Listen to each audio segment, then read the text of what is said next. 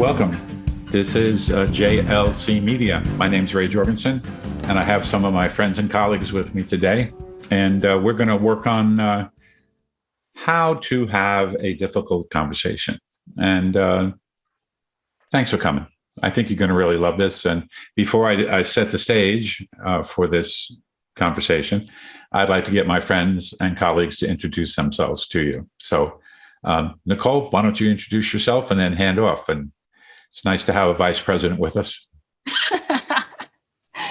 I'm Nicole Lyons. I'm the Vice President of Strategic Marketing Efforts and Branding here at Jorgensen Learning Center, as well as an executive coach and consultant. And I'm excited to be here for this conversation on hard conversations today. And I'll hand off to my friend, Joe. Hi, and I'm Joe Marshall. I'm an executive coach with JLC. My background and experience is I was in the Navy for 25 years, and then I spent about 20 years in the civilian government and in the DoD government, DoD part of the government. And I'm privileged to be working here to help people with their executive challenges. And I'll pass it off to Colleen. Yeah. Thank you. I'm the Chief Operating Officer here at the Jorgensen Learning Center, as well as an executive coach. And I'm really looking forward to learning from my colleagues. I think that we have a depth and breadth of experience in not only facilitating difficult conversations in our professional lives, but also supporting executives as they facilitate difficult conversations as well. Julie? And I'm Dr. Julie B. Wise. I have my PhD in literacy. And when I first started being an executive coach, I was still working with administrators and teachers in education. And then Ray invited me to start to work with the military. And I was like, oh my gosh, I don't know anything about the military. And interestingly, of course, literacy is about reading, writing, speaking, and listening. So all of my experience as a teacher, I was able to actually use very easily when we were talking about difficult conversations, because that's what literacy is about. How can we communicate clearly, and how are we hearing what people say to us? I love it. We're all about linguistics.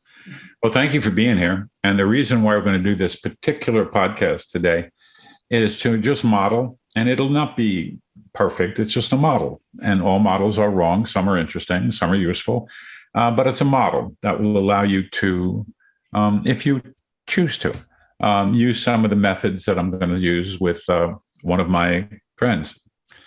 And at the end of this, you will completely understand, what did you do, Ray? What were the big chunks of what you did? So that if you want, each of you that are listening will be able to practice this yourselves going forward.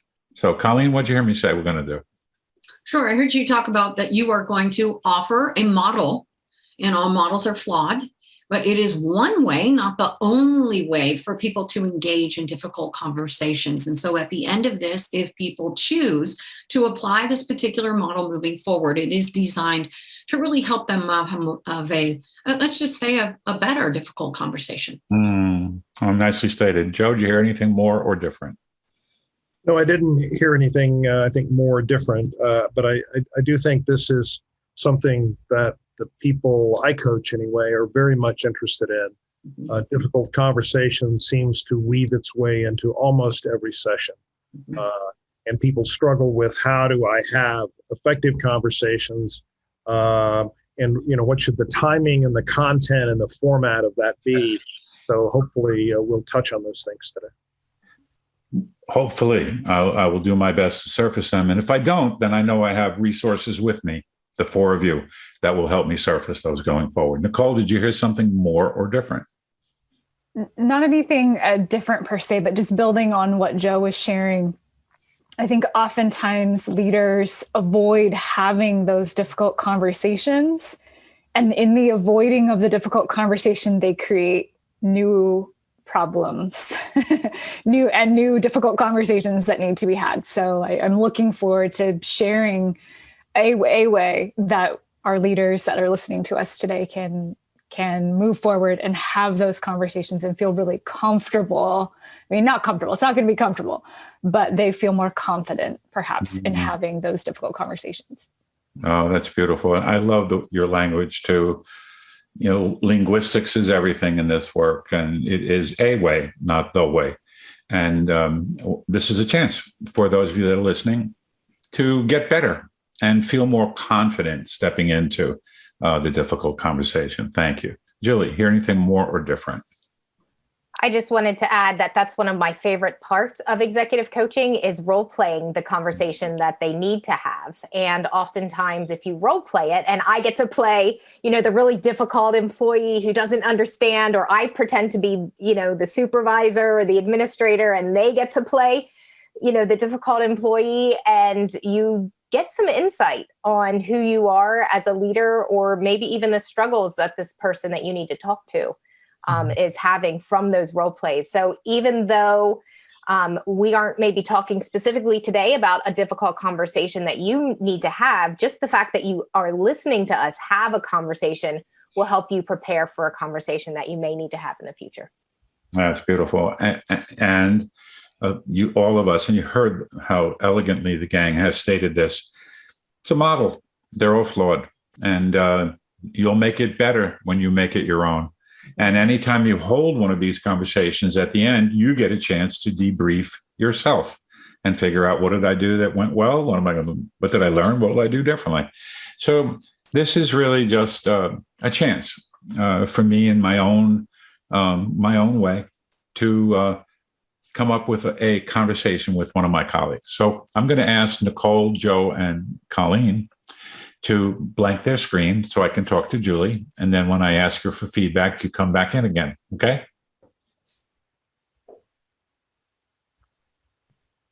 I'm nervous.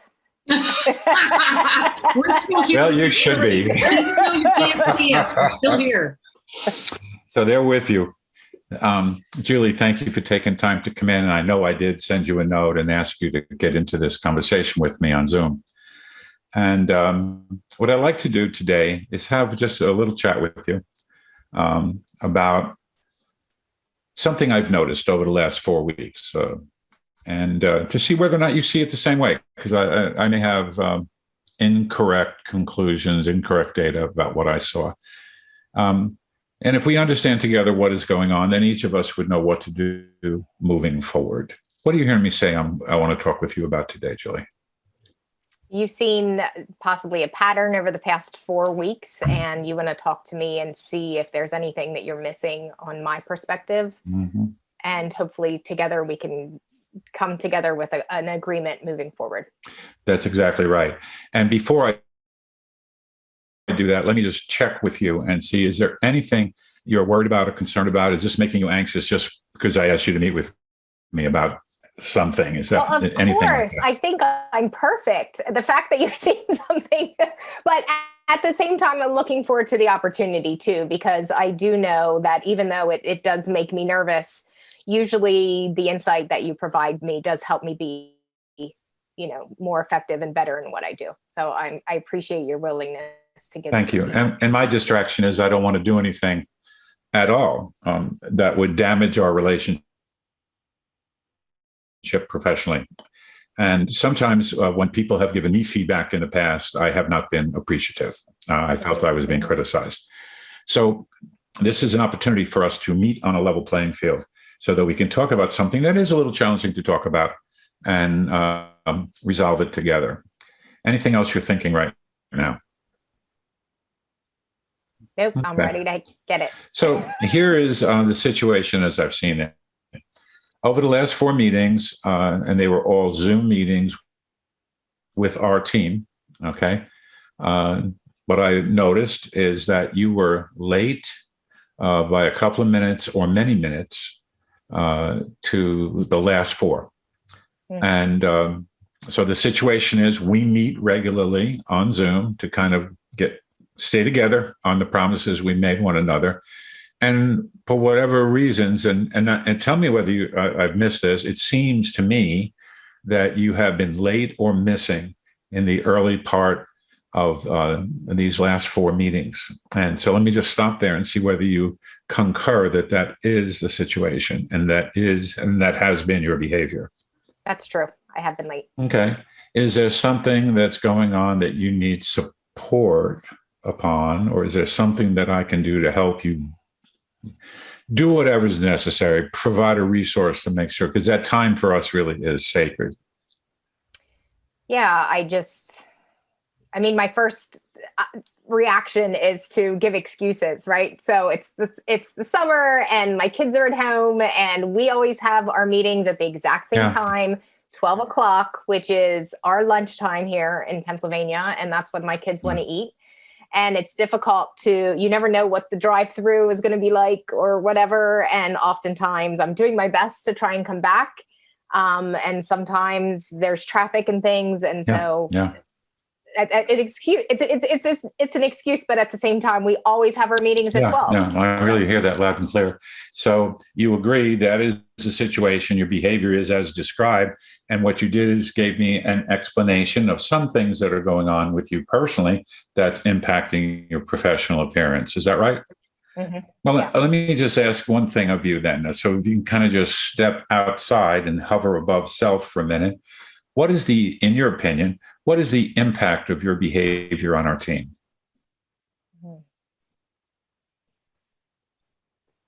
I never really thought about how me not being there right away in the beginning impacts, because we all do our check-in. And so it's like, I know we don't always talk about the most important thing right away. And everyone's always happy when I get on. And so the impact is that first of all, I interrupt the flow because I come in late. I miss what others share in the check-in. So I miss the opportunity to develop relationships with them. And I think the biggest part probably is that I'm modeling that I don't value or respect other people's time. Like everyone else is there on time, but Julie, she just rolls in whenever she wants. And it's going to be okay. All right, temporary timeout. Gang, come back online. And we're going to put a pause here. So I did a very specific set of things, and I'd like my colleagues and Julie, you don't feel damaged yet, do you? Not yet. Okay, good. So not yet. So I'd like you all to pick up on what I did there. Really, the use of the language was very deliberate. And it is something many times, either in my professional capacity as leader, I needed to perform, but certainly in helping people deal with difficult conversations. So I'd like to see what you picked up on that. Nicole, you want to start? Yeah, one of the things I noticed was you said what you noticed, and then you asked if that felt true for her. Like, is that true? You know, are you noticing the same thing? You didn't use those exact words, but really confirming, like, here's what I noticed.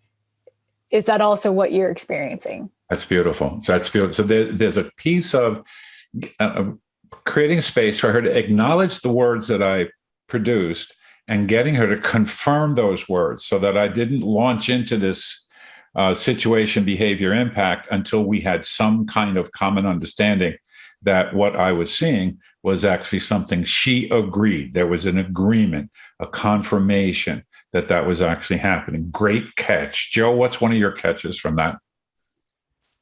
Yeah, I think that establishing that common space and giving others an opportunity to comment on that, and also the ability to create that space to say, what do you think is the impact on the group? Yeah. Because I think virtually, pretty universally, people don't think as much in those terms. You know, in this example, you know, we're talking about being late, but it's because I have things I need to do, and it's important that I get those things done. And frankly, if I can't get them done, then I'm going to be sitting in the meeting thinking about other things, and I'm not going to be productive and helpful. So I could make a very defensive argument to say, I need to clear these obstacles before I really participate.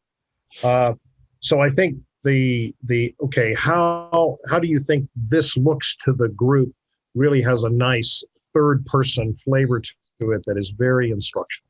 I love that. And I know you saw this. I said helicopter above self, then look down and see how this might be impacting the team. Joe, that was a great set of catches. And So what I really did was a CPO and made sure that I gave Julie a chance to respond to that. And notice she was, even though we were role playing, she was like, she rolled her eyes, impact on the team. Oh, I hadn't thought about that, So a lot of times we live in this world very much self-centered. Like, I got to get my shit done. I got to get things done. I got to get to this meeting. Well, no, you don't. You can, there's other things you can do. And shifting to, as you said, Joe, making sure that we had space so that Julie could tell me what she thought the impact was. I have an opinion. It's not useful. Those of you that are listening that are leaders, you don't need to offer your opinion about impact because it won't change anything. It'll be just my boss telling me what they really think and what they want. When you shift it back to the person that you're chatting with about this could be a kid in the family who refuses to clean a room, refuses to get food, refuses to, there's a million places that this could really happen. Colleen, what'd you take? Yeah, I think that I looked at it like, you had almost two parts of your conversation. You set the stage. And in setting the stage, I think, you did an excellent job. And my colleague mentioned this of focusing the conversation and confirming. I think the other part that I haven't heard my colleagues mention yet was when you kind of surfaced and cleared obstacles, you just paused and said, how are you feeling? Are you anxious? Are you nervous? And I think that in and of itself is very respectful, but it also gives her an opportunity to say, you know what? I am, right? Because that is going to kind of gauge the next set when you laid on the tool on the table, the SBI. So right. I think that knowing that is exceedingly helpful. And so I think the other piece that I just want our colleagues and friends listening to notice is a lot of times, we avoid these conversations, just like Nicole said. And so because we avoid it, we enter into the conversation. Let's get it done. Let's jump in. Let's tell them these things. Let's tell them what we noticed. And so the big takeaway for me is just reminding everyone to don't rush these. If you rush through, you're actually, really impacting the quality of the conversation. That's beautiful. So those pieces where you set the stage, always set the stage. Take your time to do those pieces. Otherwise, I can't imagine. I mean, it could go sideways quickly, right? And then Julie's got her dukes up in the conversation and now she's defending. Yeah, that's beautifully stated. And notice that as soon as I closed the loop on the CPO, I created the intention for the conversation and did my best to make sure that Julie heard the CPO deeply. I attempted to pivot right into surfacing and clearing obstacles and not make it okay, focus, okay, clear obstacles, okay, SBI. I didn't do that. I attempted to stay very much conversational through that particular piece. Good catch, Colleen. Julie, how about you? How'd that land on you? I felt nervous, like I said. And at the same time, it was a space to just be reflective. I didn't feel attacked. Was just sort of like, okay, well, what's happening? Not like, you've been late, I'm going to write you up. And it better not happen again. And if you do it again, then I'm going to dock your pay or whatever. It was sort of like, what's happening? And then that made me feel like you care about what's happening. And it also gave me an opportunity to say, think about it. We always have our meetings at 12. And I'm wondering if maybe there would be another time to have a meeting that isn't always at lunchtime. So I'm always late. We don't care about how long the Chick-fil-A line is, okay? So that's really good. So those of you listening, notice create a focus through CPO, surface and clear obstacles. We created common understanding by using a very simple conversational tool: situation, behavior, impact. I have watched a commanding officer in one of our activities do an SBI with the BOD. What was happening is the board of directors in this particular activity, when they checked in or they checked something they did during the meeting, they just said, nothing to pass, nothing to pass, nothing to pass. No one said anything. There was no development of common understanding about the intention or the situation that was going on. So the boss did an SBI. He said, here's the situation. Every time we meet, at least 2/3 of you tell me nothing to pass, which means I can't learn anything about what's going on in the activity. And if you continue to behave in that way, what do you think the impact is on me as commanding officer, but the impact on us as a team? Isn't that interesting? And there was an immediate shift in the room. Oh, we did not mean to do that. We just were trying, we think time is valuable. We're just trying to hurry through. I don't think my words matter. All that kind of stuff unfolded. And when the boss did that, when the commanding officer used the SBI as a way to set up that conversation, he said for the rest of his time there, the board meetings were different. So very good catch. So notice, focus, clear the obstacles, make sure we build common understanding using situation, behavior, and then impact. And again, I urge you, although you have an opinion as the person facilitating the conversation, leading the conversation, you have an opinion about the impact. Don't say it. Invite the person you're talking to say it.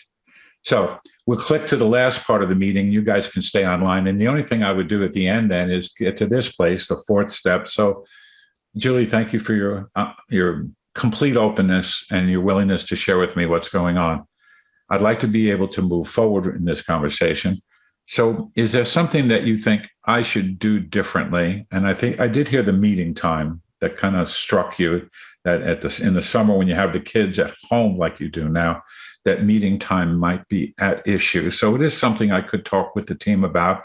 And with your permission, I'd be willing to do that. I'm wondering if there's something you could do differently, or do you need me to broker a resource to support you? Well, if you would like to pay for Grubhub to deliver Chick-fil-A to my house so I don't have to go pick it up, that would be great. No, seriously, we have meetings at noon 3 times a week. And so then there are 2 days where I could certainly work with my kids and say, hey, these are the only 2 days that I can go and pick it up. Because my intention really isn't to be late. Like I really go, lunch starts at 11, and by the time I get out there and get back and blah, blah, blah, sometimes I am late. And so I could definitely do that only go pick up things and then have them eat lunch here on the days that we have our meetings. Gotcha. So I'm hearing your willingness to do that, and I'm going to write that down and capture that promise. And I'm writing down my promise, which is to talk with the team about a slight adjustment in time.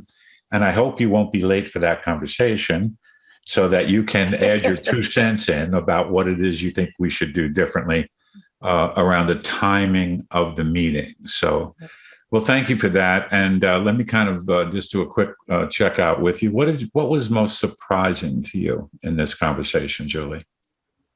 That you noticed that I was late 4 times a week, and like for the month, it didn't, I knew that, I was late sometimes, but I didn't realize that for the past 4 weeks I've been late. So that sort of surprised me that there was a pattern. Interesting. What I found most surprising is, and something I felt about you always as someone on the team, that you recognize that if I'm late like this, and you surfaced all the potential impacts, that I didn't have to do a thing. You understood completely what was going on and what might happen moving forward. Well, thank you. I will schedule a time for that meeting, and I look forward to you taking care of the promise you made to me on your end. And I'll see you at the next meeting. Okay, I appreciate the conversation. So that's real. And that's probably what can happen. But I want you to notice that we both had something to do. It wasn't, Julie, you need to fix this. That a lot of times we don't even realize that we're providing a situation or a climate or a culture that makes it harder for people to participate fully. When you talk with the gang and tap into what's going on for real, there's a very different conversation that unfolds. Okay. Final thoughts about this. What's your biggest takeaway? I'm going to start with you this time, Joe, and you can hand it off to one of your buddies. What's your biggest takeaway from this? Sure. I think the thing that I would most want people to take away from this is the idea that the boss has to work to create this space for this conversation. And without the setup, it is likely to fail. And I think most employees think of their boss as a judge, because, and many bosses think of themselves as a judge, that their role and their constant output has to be decision making and providing people feedback, however unpleasant that might be. And so I would like to encourage bosses to think more of their judgment as a very discrete thing, more like a laser that they periodically turn on when they need to measure, when they need to know exactly. Good. But to create that environment otherwise that says, okay, I'm looking at the team and this is how the team is operating. And at least these are my observations and these are my sources of information. And again, we talk internally about the ladder of inference, but this is directly where it ties in. And it's a very supple application to say, as you did to Julie, my observation is that this is what is occurring. And then to have a conversation around that to discover more.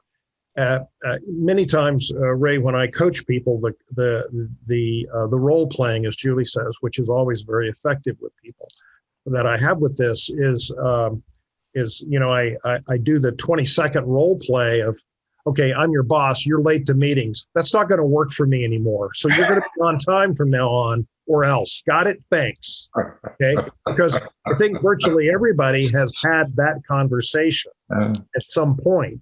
No question. And when you compare that with this, and again, we're using an overly simplified example on being late to a meeting, but the same thing would apply with performance. That, okay, we're changing, the template for patient appointments. I said I wanted that done by March. It's now July. What's what's holding us up? Why, as you said, what resource do I need to broker? What more effort do we need? But we just don't seem to be moving ahead. That clear implication that says we're in this together and we're working it through. It's not, I said, you didn't do it, you failed me, you're bad. Beautiful. Yeah, that's SBI and ladder of inference are absolutely incredibly important. Hand off to one of your partners, Joe. Thank you. Magnificent. Okay, I'll hand off to Nicole. Thanks, Joe. And what you just said just reminds me of, it's actually an illustration or cartoon I saw just this morning by a really talented artist, Liz and Molly. And you can find their account out there and I can show it to you briefly. But for those of you watching online, it's probably pretty tiny, but it says healthy conflict or unhealthy conflict is you versus me. And healthy conflict is you and me versus the problem. And it immediately resonated for me when I saw it. But what you did here for us today in this conversation is illustrate or demonstrate how you can do that, how you can be you and me versus the problem instead of you versus me, like Joe was describing. Here's the problem. Here you need to fix it. And that really turns into a you versus me kind of conversation and relationship between you and whoever you're having that conversation with, versus creating a space where you can say, hey, here's this problem that I've noticed. How can I support you so that this problem doesn't impact our team's ability to win and your ability to win? That's magnificent. That's really, really good. Who did you hand off to? I'll hand off to Colleen. No, I really like, Nicole, how you added that it's us versus the problem, right? So we want to be able to have a conversation about it, because I'll add a little bit more to Joe's, non-example of a quality, difficult conversation, right? Here's the problem. You need to fix it. Just do it. Think about the impact of that. Now that person's walking out the door going, screw him. And now it's shifted and it's almost embedded it even further in their mental model that my boss is against me and I'm not a team player anymore because they're sticking it to me. Great. And so it just deepens that whole feeling. So I love both Joe and Nicole, how they really talked about it is how the leader shows up, sets the stage and engages, because sometimes we're so busy we've been on the receiving end and the giving end of that conversation that Joe mentioned. So have we ever thought about the impact that our behavior has? And we probably go, well, damn, Julie, why don't you just do what I say? right? And it continues to spin. And I'll even throw drama into the equation. So I think just wanted to add on to those great points that my colleagues have made. That's fantastic. Thank you. And again, drama is something, listeners, you can find in our work because it's everywhere all the time. And rather than commiserating with Julie about having kids and dealing with them at lunchtime, the conversation stayed away from that and stayed in the area of what can we do personally, individually, and collectively to make this better. Really good, Colleen. Thank you. Julie. Two things. As the person who had the conversation, trust me, trust your employees to handle feedback. And a lot of times the leaders are afraid to do it because they are afraid of the way the person's going to react. And then people don't react professionally because the leader isn't modeling it itself. And then the second thing is that oftentimes the leader is afraid to have it. But what happens is the impact on the rest of the team. So the rest of the team now is angry at me and I don't even know it because I never show up, or they're angry at Ray because he never handles me and says that I'm late. So as a leader, you need to have these conversations to keep the team together. And I have had several conversations with leaders and they were like, I'm afraid to do this. I'm like, well, then maybe leadership isn't the space for you. You know, when you choose to be a leader, your responsibility is to keep the team together and to model the conversations that are going to keep the team moving effectively. And that means that you need to have these. And I'm willing to practice them with you beforehand. I've been in meetings where I've been the facilitator and helped have this conversation between two people. Sometimes you need to do that as well, as have a third party person having this difficult conversation to make sure each person is heard. But I think it's really important for the leader to understand if you are want to be an effective leader, it's important to have these conversations. It's almost like, if you are truly in love with leadership, that means you're clear about helping the team win. And this is an example of, if I don't have this conversation, actually encouraging the deconstruction of the team. Where well, he doesn't talk to Julie because she's cute and he doesn't want to, but he'll talk to me because I'm not. No, really, where did that come from? One more ladder, you know what I mean? And they start making up reasons and excuses for why Julie's still doing this. It's just awful. So in love with leadership, help the team win. And you also pivoted to something else. If I don't talk to Julie, my boss is going to talk to me about the situation, my behavior, and the impact of my behavior on the team by not talking to someone who isn't performing. Colleen and I had a long talk yesterday about the fact that what's your standard? It's the performance of your least effective team member. That's your standard. And if that doesn't change, the team will not get better.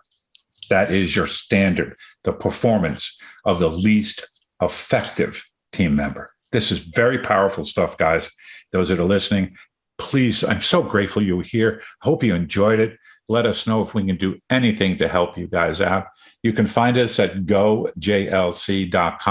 All of our podcasts and YouTube structures and webinars, which come out every month, are on that site. And we would love to have you come join us and for you to engage with us. Let us be part of your journey and your own personal mastery and your own personal development as a leader. Take care, everyone, and thank you so much, team.